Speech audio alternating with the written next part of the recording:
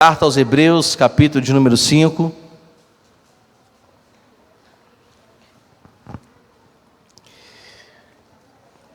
Ultimamente nós temos pregado sobre as cartas, sobre a carta de Hebreus. Já pregamos o capítulo de número 1, 2, o 3, o 4, e hoje nós vamos falar sobre o capítulo de número 5. E eu gostaria de falar sobre a infância espiritual. Hebreus 5, versos 11 até o 14, está escrito a maturidade, falando sobre a maturidade do cristão. Diz assim a palavra do Senhor: a este respeito temos muitas coisas a dizer, coisas difíceis de explicar, porque vocês ficaram com preguiça de ouvir. Pois quando já deviam ser mestres, levando em conta o tempo decorrido, vocês têm novamente necessidade de que alguém lhe ensine quais são os princípios elementares dos oráculos de Deus. Passaram a ter necessidade de leite e não de alimento sólido. Ora, todo aquele que se alimenta de leite é inexperiente da palavra da justiça, porque é criança. Mas o alimento sólido é para os adultos, para aqueles que, pela prática, têm as suas faculdades exercitadas para discernir não somente o bem, mas também o mal. E que o Senhor nos abençoe. Meus irmãos, nós temos, como falamos, discorrido sobre essa carta aos Hebreus. Ela é muito rica, como nós falamos domingo, tanto teologicamente, ela tem uma riqueza muito grande. Mas aqui no capítulo de número 5, nós vamos ver do início que o autor aos Hebreus vai explicar sobre o sacerdote novamente de Jesus Cristo. E novamente ele vai dizer que o sacerdócio de Jesus Cristo é maior do que Arão, é maior do que Moisés, é maior do que Josué, na verdade é maior do que todos. Tanto é que no capítulo de número 5 ele faz até menção de Melquisedeque, um sacerdote que também era rei. E antigamente não podia se associar um rei ao sacerdócio, e nem um sacerdote podia ser rei. Melquisedeque, na palavra do Senhor, nos antigos, é o único que conseguiu estabelecer dois ofícios, era rei e sacerdócio. Mas por que o autor aos Hebreus faz menção ao sacerdócio de Melquisedeque e não o sacerdócio levítico? Porque quando a gente lê Êxodo, Levítico também, o livro, nós vamos perceber que o sacerdócio levítico ele foi temporário, ele já não existe mais, aquele sacerdócio, aquela maneira de servir a casa do Senhor. Então o autor aos Hebreus ele traz menção que Jesus Cristo vem da linhagem de Melquisedeque, que tenha, como nós falamos, o ofício de rei, mas também de sacerdócio. Então aqui ele está trazendo a tipologia de quem foi Melquisedeque, falando sobre já futuramente a pessoa de Cristo Jesus. E como muitos comentaristas já dizem, o Antigo Testamento na verdade é a sombra, Jesus Cristo de fato é a verdade e a centralidade de toda a palavra do Senhor.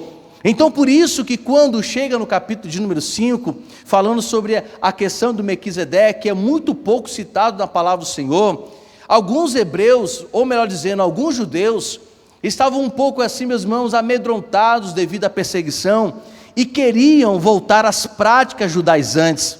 Lembrando que esses judeus, que o autor dos Hebreus está mencionando, são judeus convertidos a Cristo Jesus, que confessaram as suas vidas a Jesus Cristo, que entenderam a palavra do arrependimento e agora são partes de Cristo Jesus.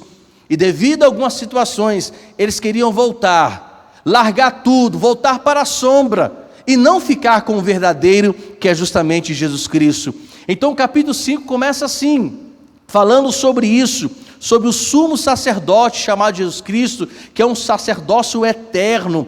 Não há mais necessidade nenhuma de se levantar outro sacerdote. Jesus Cristo é o ápice de tudo, é a excelência de todas as coisas, é a excelência do sacrifício, é a excelência do sacerdócio, é a excelência do governo como rei e é a excelência de todo profeta. Mas o autor chega um momento para trazer uma advertência a esses irmãos, que, volto a dizer e ser enfático, queriam voltar às práticas judaizantes, queriam retornar àquele momento em que eles estavam longe de Deus. Por mais que tinham conhecimento a respeito do Deus a partir da Torá, Gênesis, Êxodo, Levítico, Número, Deuteronômio, eles queriam, meus irmãos, desprezar, na verdade, quem era Jesus. Então, o autor vai dizer: vocês são infantis, vocês têm muitos anos como conhecedores da palavra do Senhor, mas vocês agem como uma criança, não o jeito de ser criança, mas a infantilidade de ser uma criança. E aqui o autor aos Hebreus vai colocar que a maturidade cristã deve ser o objetivo de todo crente.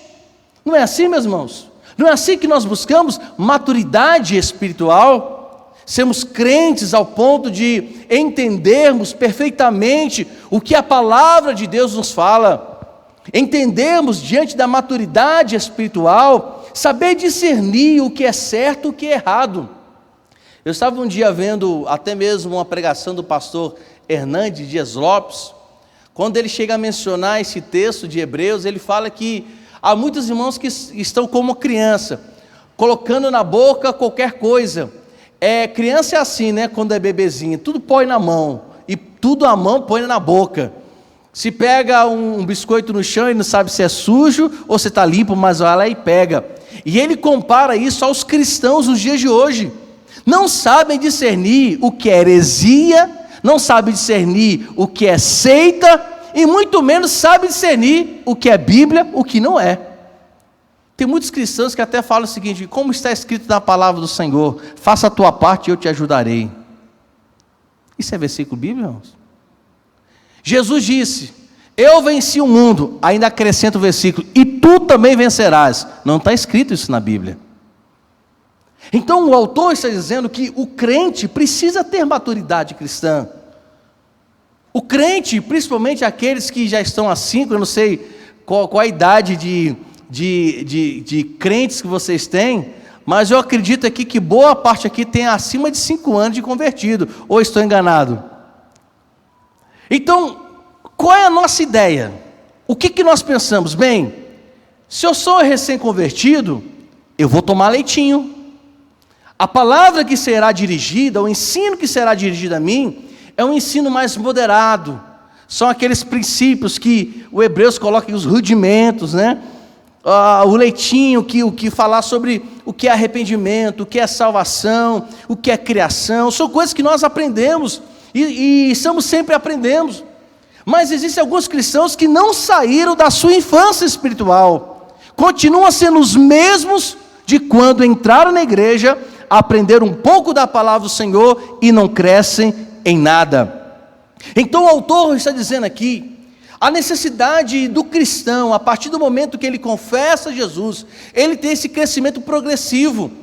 Em que sentido o crescimento progressivo? Paulatinamente, à medida que ele vai lendo a palavra de Deus, à medida que ele vai conhecendo a palavra do Senhor, e é à medida também que ele vai experimentando essa palavra do Senhor, não apenas ter o conhecimento, saber de qual os versículos bíblicos, mas a prática também da leitura, da meditação, das escrituras sagradas, devem nos levar a uma maturidade espiritual.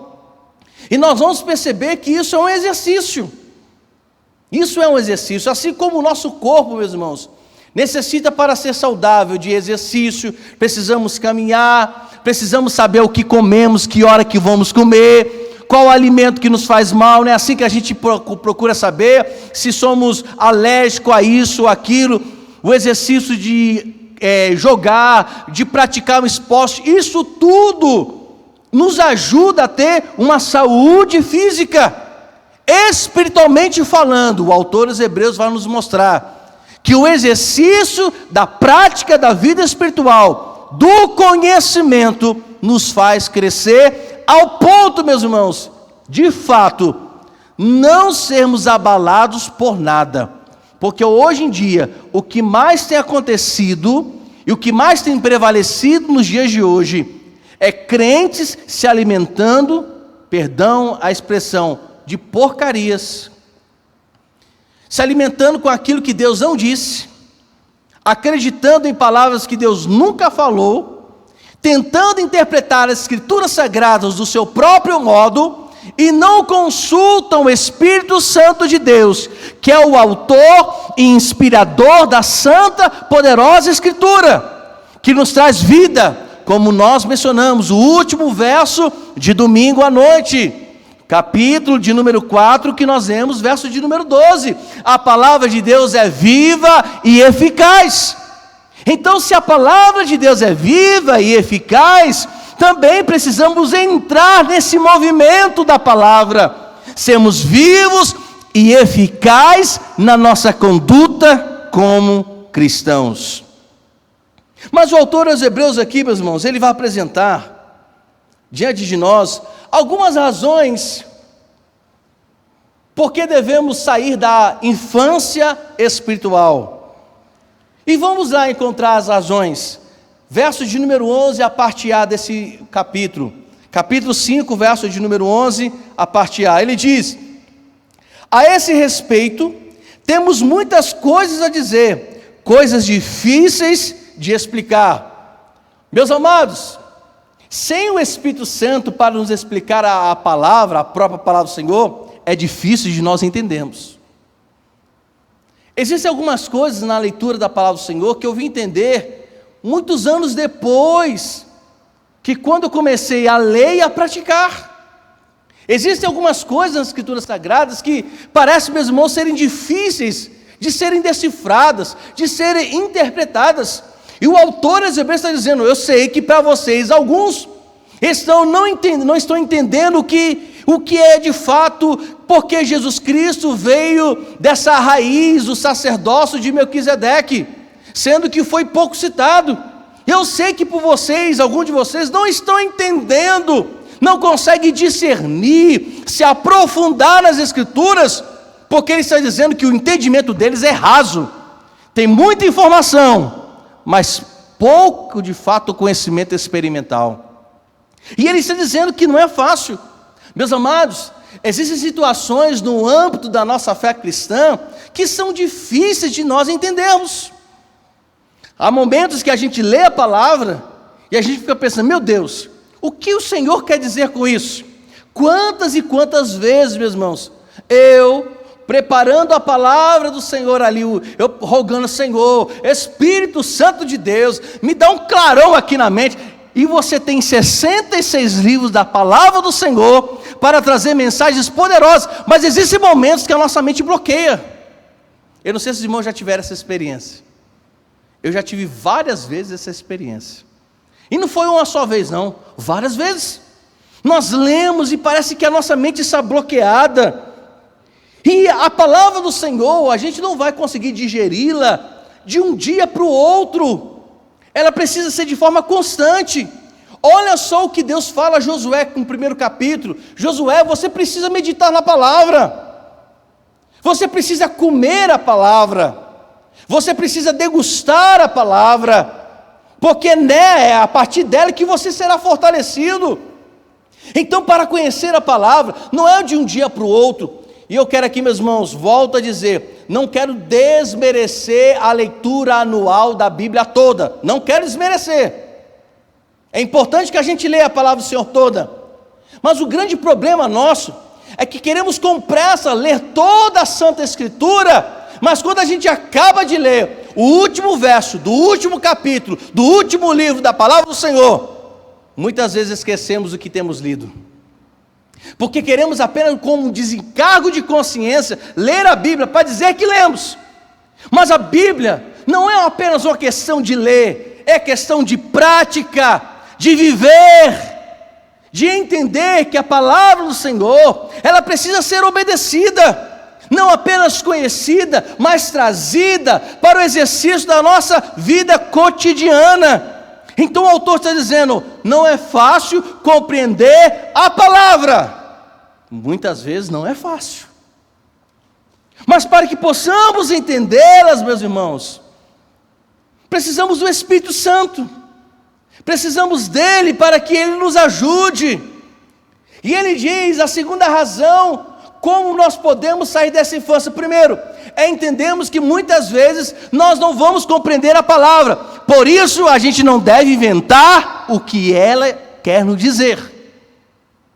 Porque a infantilidade espiritual é essa: eu leio o texto da palavra sem entender e eu quero traduzi-la ou interpretá-la de acordo com como eu penso. Isso se chama infantilidade espiritual.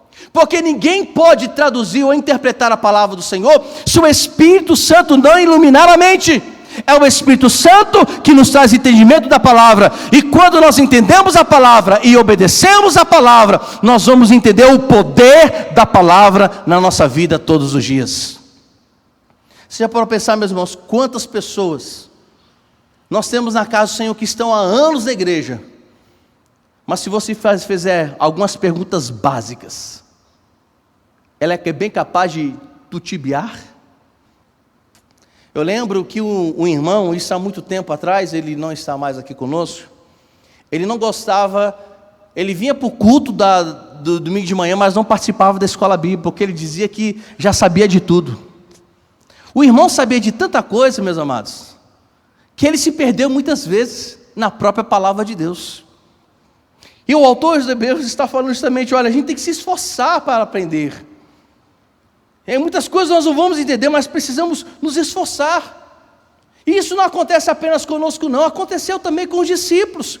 Quando a gente olha para a palavra do Senhor,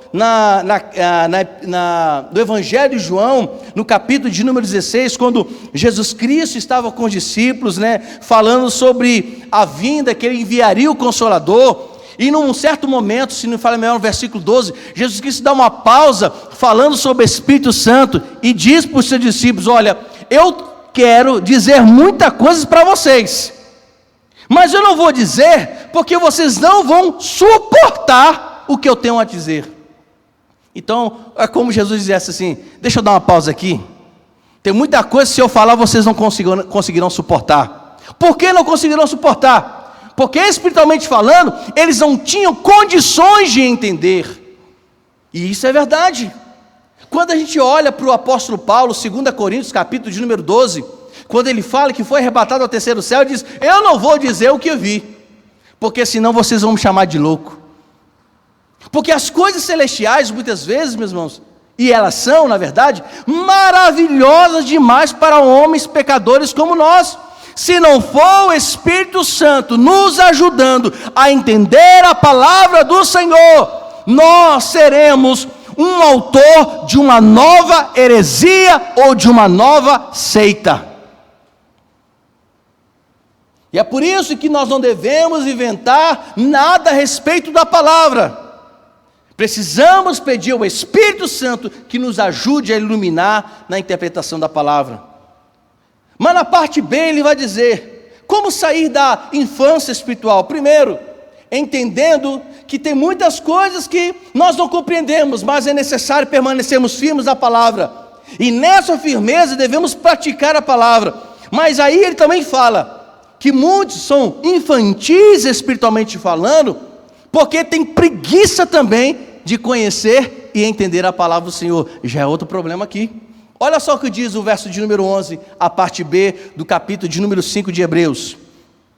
Ele diz, porque vocês ficaram com preguiça de ouvir. Em outras traduções tem outra forma aí, outra tradução. Mas a tradução mais exata aqui, bem português mesmo, bem por nós, vocês estão com preguiça de ouvir. E essa preguiça aqui, meus irmãos, é justamente o significado de uma mente tardia, uma mente torpe, uma mente dura, que não quer ouvir, uma pessoa orgulhosa também se coloca aqui, pessoas que não querem ouvir, não querem entender, porque não querem se esforçar, não se debruçam na palavra do Senhor, na verdade não querem conhecer. Então o autor Hebreus está dizendo que o fato também de ele não compreender algumas coisas, é porque eles também têm preguiça de estudar, porque tem preguiça de entender o que Deus está dizendo pela sua palavra, ou porque taparam os seus ouvidos e não querem entender as explicações das Escrituras Sagradas.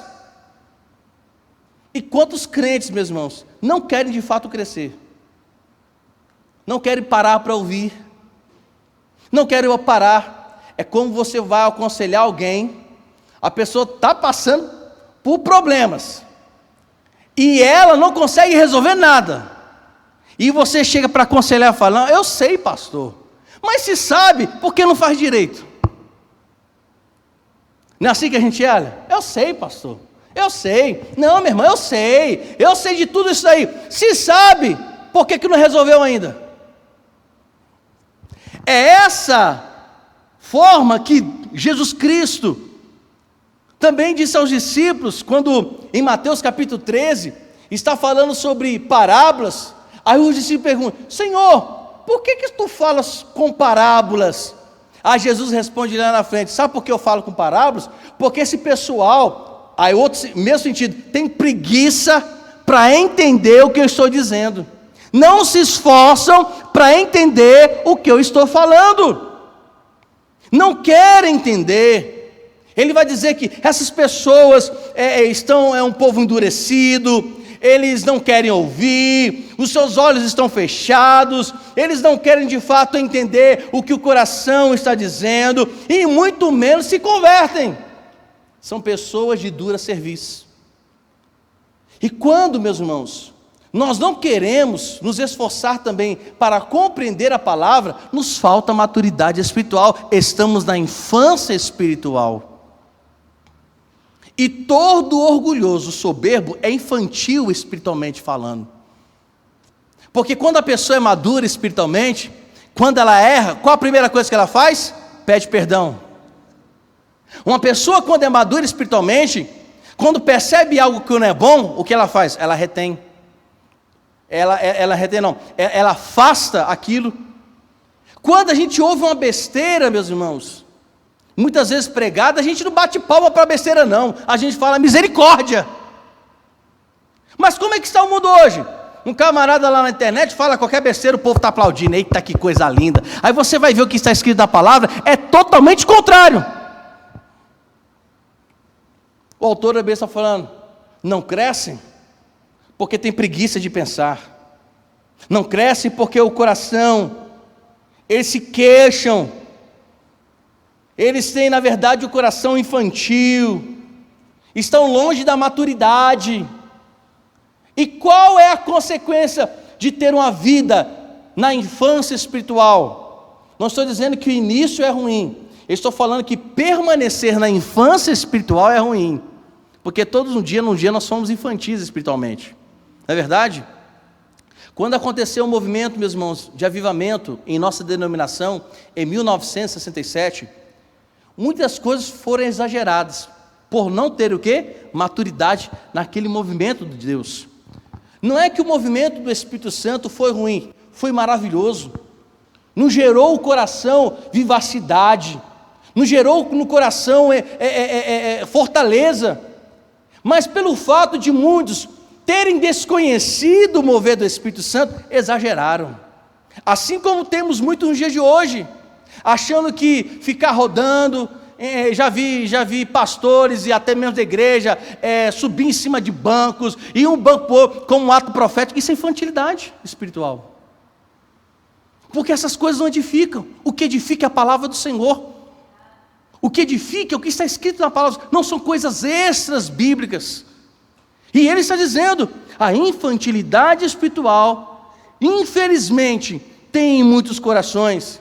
E qual a consequência? Voltando aqui para o texto, versos 12 e verso 13. Vamos ver o que está escrito em Hebreus, capítulo de número 5.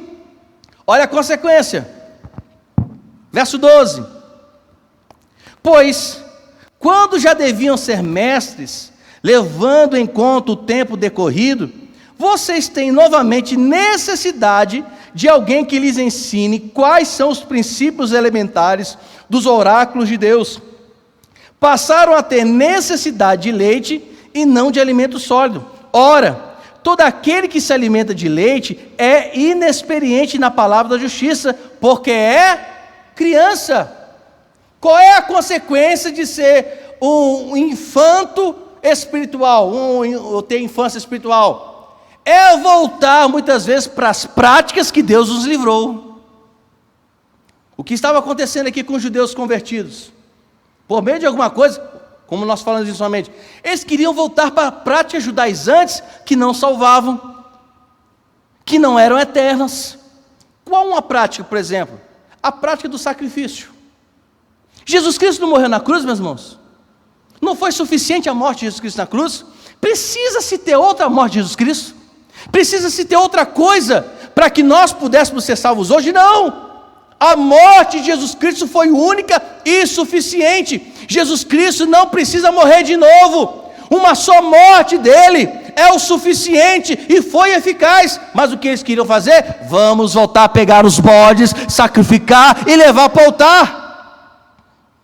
Sendo que quando a gente olha para o Antigo Testamento, ano em ano precisava ter sacrifício. Porque o animal era a expiação dos pecados deles. Mas o animal, eles todos os anos precisavam sacrificar, porque a morte daquele animal em sacrifício dos pecados era insuficiente. Então todos os anos precisava repetir o sacrifício.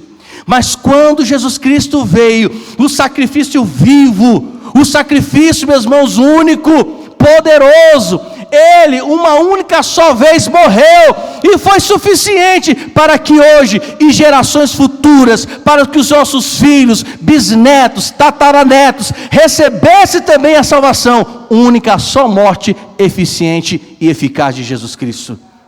Mas o que eles queriam fazer? Voltar para as práticas antigas. E justamente esse contraste que o autor Hebreus está falando: cristãos imaturos e o cristão menino, o cristão que toma leite e o outro cristão que come alimento sólido. Isso a gente vê várias vezes em muitos lugares. Meus irmãos, às vezes a gente fica impressionado com a imaturidade de cristãos que estão há anos na igreja. Certo dia, eu conversando com a mãe, já avó, e eu estava observando uma coisa interessante, a filha dando conselho para a avó, para a mãe. A filha dando conselho para a mãe. E a mãe chegou assim: pastor, olha, um jeitão bem espiritado, como diz os mineiros, né? Aquele jeitão ajeitado. Eu falei: minha irmã, na verdade, era para a irmã ser madura, e não a sua filha. Era para a irmã dar conselho para a filha, e não a filha dar conselho para a mãe. A lógica é os mais velhos aconselharem os mais novos. Tito, quando escreve a sua carta, ele fala também para as idosas, irmãs, fala para as senhoras, as idosas: vocês devem ensinar as mais novas a como se proceder na vida. E isso deve ser porque os mais velhos é que devem ensinar os mais novos. Infelizmente, na nossa cultura ocidental, os novos, muitas vezes, são aqueles que aconselham os mais velhos, porque as pessoas agora, tem muitos velhos que entraram na síndrome de, como o nome daquela senhora que morreu? Dercy Gonçalves. É a síndrome de Dercy que ficou neste mundo.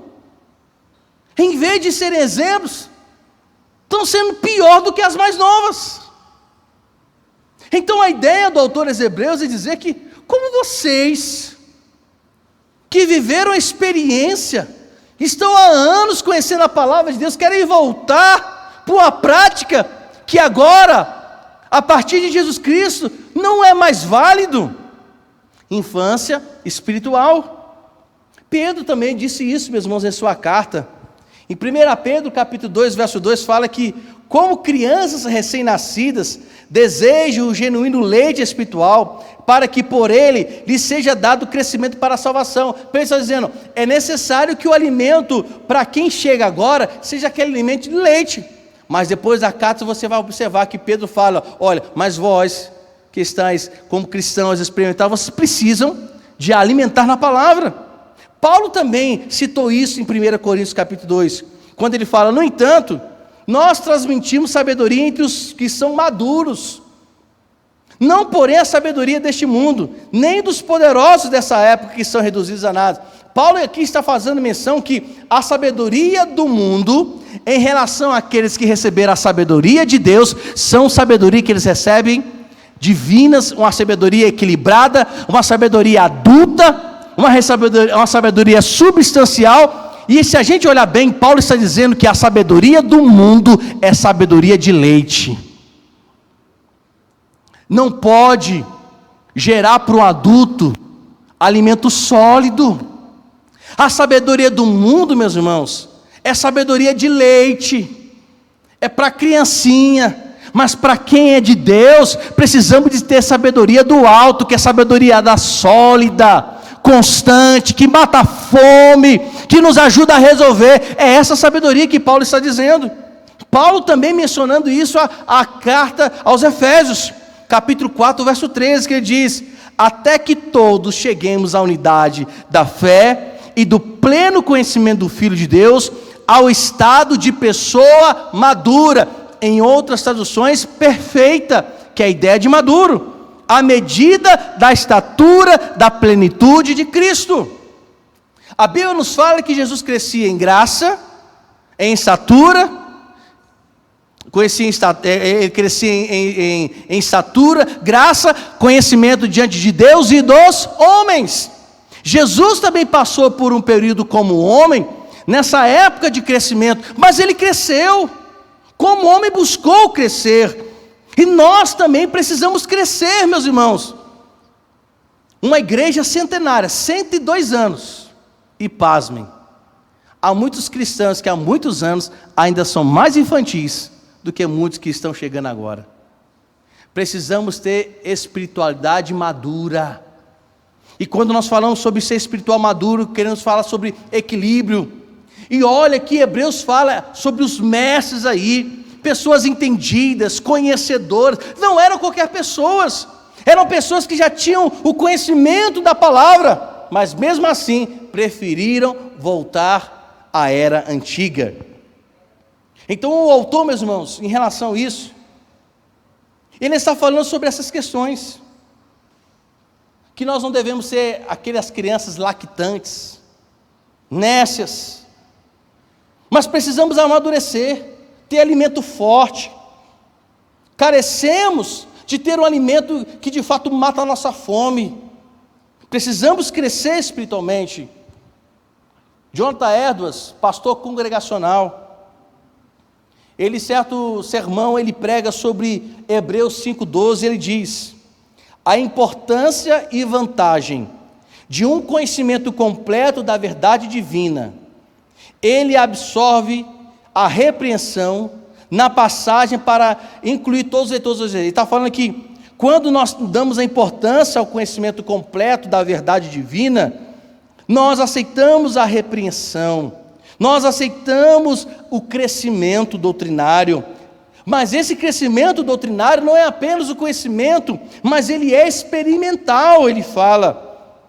E é por isso que ele diz que que o autor aos Hebreus está falando, que eles precisam crescer, não conheciam, não compreendiam Melquisedeque, porque apenas tinha na sua mente a fotografia, ele diz assim, apenas tinha na mente a fotografia de que seria Melquisedeque, mas não conhece plenamente a palavra do Senhor. Paulo, escrevendo à igreja aos Efésios, também ele diz que a igreja, quando ela é madura, ela cresce em unidade. Uma igreja que tem infância espiritual, ela não tem na sua igreja, não tem no seu meio unidade.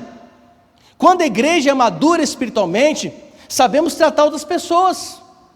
Nós, meus irmãos, sabemos como lidar com aqueles que chegam, sabemos lidar com os mais velhos, com os mais jovens e com os mais novos. E isso é ter maturidade também espiritual. E é por isso que Paulo fala aos Efésios, a unidade também é feita diante da maturidade cristã. Quem é maduro espiritualmente falando, ele preserva a unidade. E ele vai dizer, verso 14, que nós não devemos ser como crianças, nem arrastadas pelas ondas levadas de um lado para o outro. E ele está aqui falando sobre vento de doutrina. Pessoas maduras espiritualmente falando, não é levada por qualquer palavra, não é levada por qualquer vento de doutrina. Ele não aceita, meus irmãos, que qualquer coisa se torne palavra do Senhor. Não, ele aceita que a palavra de Deus é inspirada pelo Espírito Santo, e o Espírito Santo é poderoso para nos trazer o esclarecimento da palavra e nos tornarmos crentes maduros. Mas eu quero concluir. Como nós podemos combater a infância espiritual? Olha só no capítulo de número 6, o verso de número 1.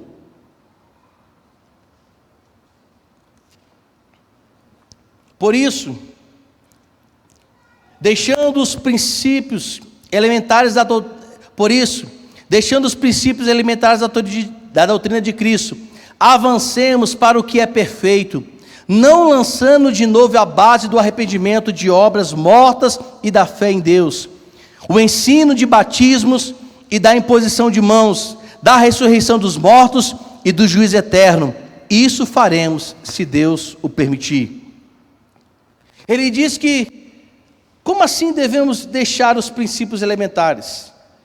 Ele não está dizendo aqui, meus irmãos, sobre abandonar os princípios da palavra. Quais os princípios? Do Antigo Testamento, que nos ensina muitas coisas e nos faz entender quem é Cristo. A ideia do autor aqui é dizer que nós não podemos ser meninos na compreensão dos princípios da palavra do Senhor, que nós não podemos tomar como base os princípios como arrependimento, sobre obra, que nós na verdade devemos de forma correta interpretar os princípios da palavra do Senhor. Princípios como o arrependimento, porque a vida cristã começa com o arrependimento, e o arrependimento literalmente significa metanoia, mudança de vida, transformação de mente. E todo cristão que sofre pelo Espírito Santo essa metanoia, essa transformação de vida, entende o seu estado pecaminoso. O que estava acontecendo aqui com alguns é que eles queriam voltar ao tempo em que o arrependimento poderia ser feito assim, ano a ano, quando fosse sacrifício. Mas o autor aos Hebreus está dizendo que a nossa vida cristã precisa estar respaldada nas doutrinas e nos fundamentos de Cristo Jesus e na palavra de Cristo Jesus.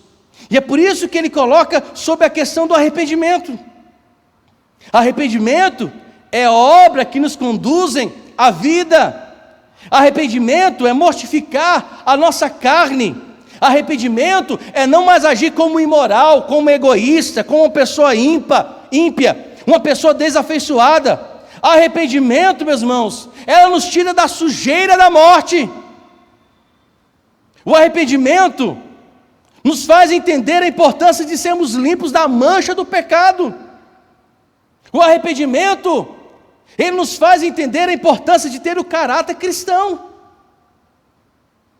Então, quando nos arrependemos, que é o passo para alcançarmos a maturidade espiritual, precisamos ter isso em mente. E você pergunta, o que pode ser de fato também arrependimento? John Bick disse sobre 6 coisas o que é arrependimento para ele. Ele fala que o arrependimento envolve uma visão do pecado. Eu preciso saber o que é pecado. O arrependimento consiste em lamentar pelo pecado, porque uma pessoa verdadeiramente, quando se arrepende, ele lamenta o pecado que cometeu, ou seja, ele se entristece, ele se envergonha, e por ele estar envergonhado, ele entende também que arrependimento inclui confissão do próprio pecado, diz John Bick. John Bick fala também que as verdadeiras pessoas que se arrependeram do seu pecado, odeiam o pecado. Quem de fato se arrependeu do pecado, odeia o próprio pecado, tem nojo do pecado, não quer cometer mais o pecado. O que estava acontecendo com os hebreus é que eles queriam voltar para as práticas antigas, continuar pecando, quando chegava um ano, agora eu me arrependo, e depois voltavam a novamente pecar. Mas aqui o autor dos Hebreus vai dizer que, se Cristo trouxe o sacrifício eterno e suficiente, todos aqueles que foram alcançados, se arrependeram dos seus pecados, odeiam o próprio pecado. E não apenas odeia o próprio pecado, diz John Bick. Esse pecador, ao arrepender do seu pecado, ele abandona o pecado por amor a Deus. Meus irmãos, por que nós fugimos do pecado? Alguém me disse que nós fugimos do pecado por causa da consequência do pecado. Eu digo que esse não é o primeiro princípio. O primeiro princípio porque nós fugimos do pecado é porque nós amamos a Deus acima de todas as coisas. Porque quem ama a Deus não quer pecar. Quem ama a Deus foge do pecado. Quem ama a Deus não quer desagradá-lo. Quem ama a Deus não quer desobedecê-lo. Então, o primeiro princípio porque fugimos do pecado e nos arrependemos quando pecamos é porque, em primeiro lugar, nós amamos a Deus e odiamos o que Ele odeia. O que Ele odeia? O pecado. Isso é tão poderoso que o apóstolo João, escrevendo a sua carta, na primeira carta de João, ele fala: filhinhos, aqueles que amam o mundo, o amor do Pai não está nele. Para entendermos a seriedade do que é pecar. Ele fala sobre a fé em Deus, no capítulo ainda número 6. Lembra que nós falamos, meus irmãos, que sem fé é impossível agradar a Deus no domingo? Lembra que nós falamos que quando nós pregamos o capítulo 3, que muitos deixaram de entrar na terra prometida por causa da incredulidade? Então a fé deve ser algo fundamentado no nosso coração. Devemos buscar. Se quisermos buscar a aprovação de Deus na nossa vida, precisamos ter fé nele. Se queremos determinar de que forma as nossas ações serão boas diante do Senhor, precisamos também ter fé nele, porque sem fé é impossível agradá-lo. Ele vai mencionar sobre o batismo, vai mencionar sobre o juízo eterno, mas eu não quero entrar aqui no mérito. Mas eu quero só fechar, meus irmãos, concluindo que ele fala sobre o batismo. A doutrina que ele fala sobre o batismo é quando o crente experimenta, primeiro, a graça de que foi alcançado por Jesus Cristo, se arrependeu dos seus pecados, e agora ele quer ter um compromisso com o Senhor. Quando, meus irmãos, nós adquirimos uma maturidade espiritual, qual um dos fatores que nos leva a batizar? Maturidade espiritual. Porque quando nós chegamos para o batismo, isso significa o quê? Que nós amadurecemos espiritualmente. Não é que o batismo salva. As águas não têm poder de perdoar os nossos pecados. A água não tem poder de nos matar, fazer matar o velho homem. Isso tudo foi feito na cruz de Cristo. Quando nós confessamos nossos pecados a Ele, então nós morremos, o velho homem morreu, sepultado juntamente com Cristo. Mas também o nosso novo homem, o homem que Ele nos fez, a nova criatura, ressuscitou juntamente com Cristo Jesus. É por isso que hoje nós somos uma nova criatura. Mas quando nós procuramos o batismo, é a forma também de entendermos que nós, volto a dizer, amadurecemos. Por isso que eu não consigo compreender como é que uma pessoa que está 5, 10, 15 anos na igreja, ainda não se comprometer a passar pelas águas. É uma coisa para a gente pensar, não é não, meus irmãos? Porque batismo, buscar batismo, é amadurecimento espiritual. Na nossa confissão de fé, no capítulo 31, na seção 1 e 4, vai dizer que nós congregacionais cremos e confessamos que o batismo é um sacramento do Novo Testamento, que ele foi ordenado por Deus. E esse sinal é um sinal de pacto também da graça com Ele, que fomos enxertados em Cristo Jesus, olha a maturidade, que fomos regenerados, redimidos dos nossos pecados, e que nos entregamos totalmente a Deus através de Jesus Cristo. Ou seja, é evidente que o batismo não salva, mas é também uma afirmação de quem eu represento diante de Deus e quem eu sou para Ele, e o que eu quero ser para Ele, um instrumento, não apenas em adoração a Cristo Jesus, mas um instrumento também de fidelidade na sua igreja. E é por isso que na quarta sessão da confissão de fé da nossa igreja, da nossa denominação, fala que somente aqueles que realmente professam arrependimento, fé e obediência a Cristo devem ser batizados. Ou seja, pessoas que cresceram, amadureceram espiritual e agora querem ter um compromisso com Cristo Jesus. E Jesus ensinou isso aos discípulos.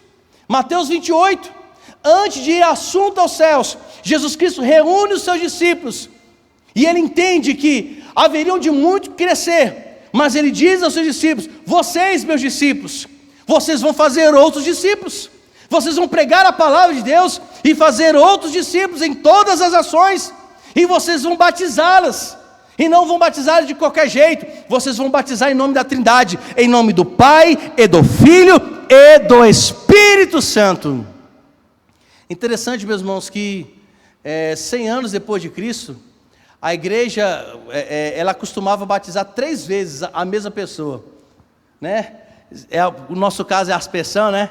Aí jogava a água uma vez em nome do Pai, depois pegava a água de novo, batizava em nome do Filho, e depois pegava a 3ª vez e batizava em nome do Espírito Santo. Haja água, né, não? Interessante que algumas igrejas, naquela época que se tornaram imersionistas, né? Nas águas, não pelas águas, eles também faziam a mesma coisa. No bom sentido, tá, irmãos? Afundava a pessoa 3 vezes. Eu te batizo em nome do Pai, joga, respira agora em nome do Filho, respira, e depois a 3ª vez em nome do Espírito Santo. Coisa interessante, né?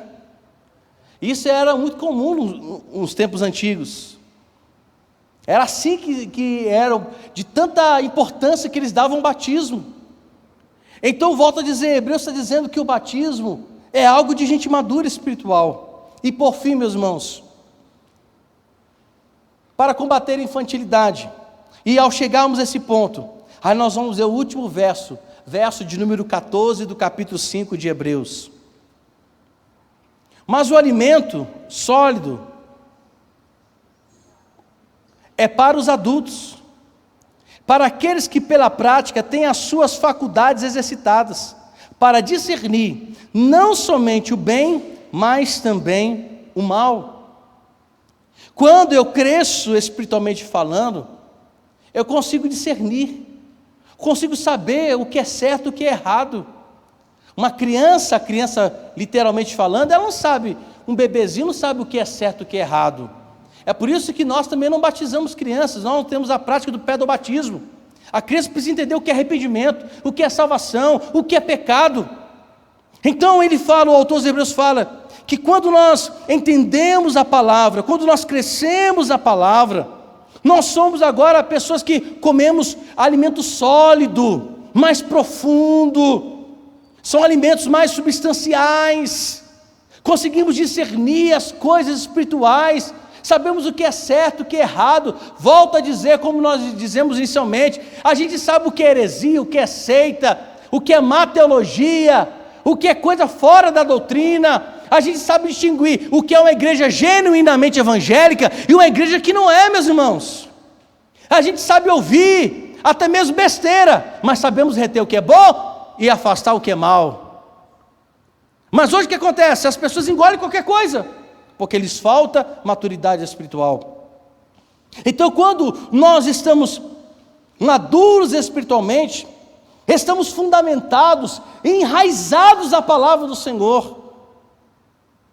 Nós sabemos o que é a Bíblia, conhecemos a palavra, porque nós amamos a palavra, e a palavra é vida para nós e queremos obedecê-la. Ter a maturidade espiritual, volto a dizer, não é apenas conhecer ou decorar a palavra do Senhor, é obedecer, meditar e fazer dela um exercício diário em nossas vidas.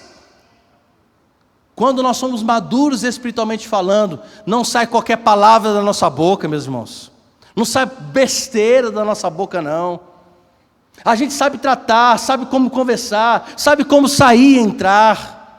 Sabemos como pregar, evangelizar, responder questões difíceis, muitas vezes, que é claro que o Espírito Santo de Deus nos ilumina.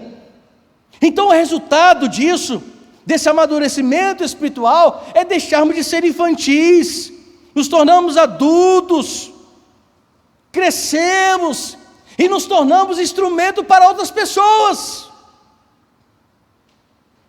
Nos tornamos homens e mulheres conhecedoras da palavra do Senhor, alimento sólido, sabe o que praticar, sabe como exercer a palavra, sabe discernir o que é certo e o que é errado. E eu concluo citando um parágrafo do comentário do nosso irmão em Cristo chamado Barclay, que ele diz: há gente ou há pessoas que insistem em dizer que o que era suficiente bom para os seus pais é suficiente bom para eles. O que ele quis dizer com isso? O que meu pai me ensinou da palavra de Deus já é suficiente. Isso é gente infantil espiritual. Porque quando a pessoa quer crescer, não apenas ouve o ensinamento do pai, mas procura crescer também. Ele vai dizer: há cristãos cuja fé não cresceu durante 30, 40, 50 ou 60 anos. E eu vou dizer uma coisa, e é verdade.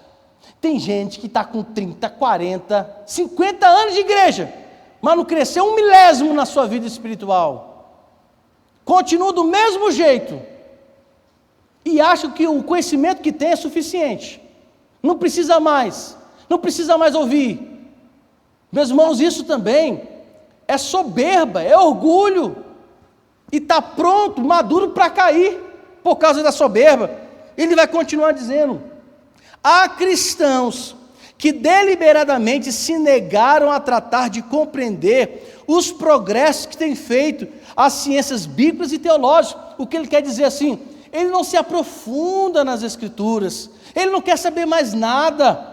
Para ele, saber assim, Jesus chorou, está ótimo, mas não sabe por que Jesus chorou. Jesus ressuscitou Lázaro, mas não sabe por que Jesus ressuscitou Lázaro. Ele não sabe mais nada, ele não se aprofunda na ciência da palavra, ele não se preocupa em conhecer teologicamente. Meus irmãos, teologia não é ruim, teologia é bom. O problema é quando a gente lê livros que nos ensinam má teologia. Agora, o problema de a gente conhecer demais é se ensoberbecer, porque a maturidade espiritual nos leva a ser humildes, a maturidade espiritual nos leva a ser simples e não arrogantes. Agora, quem conhece muito é arrogante, é infantil, não cresceu, é infantil. E infelizmente, às vezes a gente vê hoje em dia, né? O pastor Hernando Dias Lopes fala que essa geração de hoje sabem tudo de tudo, mas não tem profundidade. Citam Calvino, Armínio, citam Augusto Nicodemos, citam os teólogos, filósofos, pais da igreja, citam que fulano diz, mas se você for olhar a vida de um camarada desse, não tem base, não tem vida espiritual, é uma pessoa fraca, é sepulcro caiado, é madeira, meus irmãos, que por dentro tem cupim. Quando vem a primeira luta não resiste, entra na faculdade achando que é muita coisa, sai de lá pior do que o estrambolho, como diz os gaúchos.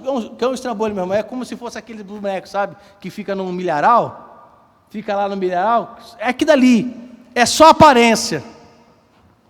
O dia que o urubu ou o bicho descobre que aquilo não tem vida, ele acaba com a plantação, com a vegetação. E tem gente assim. Barclay vai dizer: são homens e mulheres amadurecidos que, entretanto, insistem em ficar satisfeitos com o progresso religioso de um menino. Estão satisfeitos, se acham maduros, mas estão satisfeitos com o que já receberam. Meus amados, a palavra de Deus todos os dias tem o que nos ensinar. A palavra de Deus todos os dias tem conteúdo, tem substância, tem o que dizer. E quanto mais a gente lê, quanto mais a gente aprofunda na palavra, mais maduros seremos espiritualmente falando. Não vamos agir mais como meninos espiritual, não vamos entrar em qualquer briga, porque tem cristão, meu irmão, que basta um fósforo aceso, é o suficiente para arrumar confusão. O crente maduro não arranja confusão, ele dissipa a confusão. O crente maduro, meus amados, ele agrega na igreja, não espalha na igreja. O crente infantil é aquele que briga por tudo, não está satisfeito com nada, não está sabe aquela pessoa que não se contenta com nada? Esse é o crente infantil, espiritualmente infantil. Mas aqueles que estão baseados na palavra, firmes na palavra, conhecendo a palavra, meditando a palavra do Senhor, esses certamente permanecerão até o final. É como a palmeira, o vento bate, ele se encurva todinho, mas quando o vento sai, ele está lá, raízes profundas. Eu termino. Que tipo de crente nós somos? Infantis ou maduros? Qual é a nossa escolha?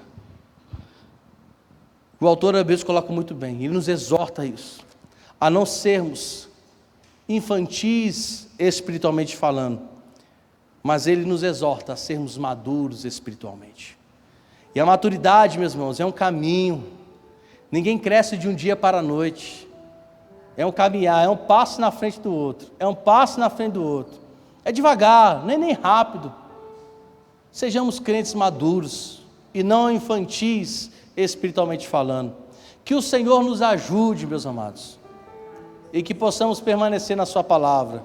Então não apenas ouça, pratique, porque no ouvir e praticar nós crescemos e amadurecemos. Que o Senhor nos abençoe. Vamos colocar em pé, vamos orar.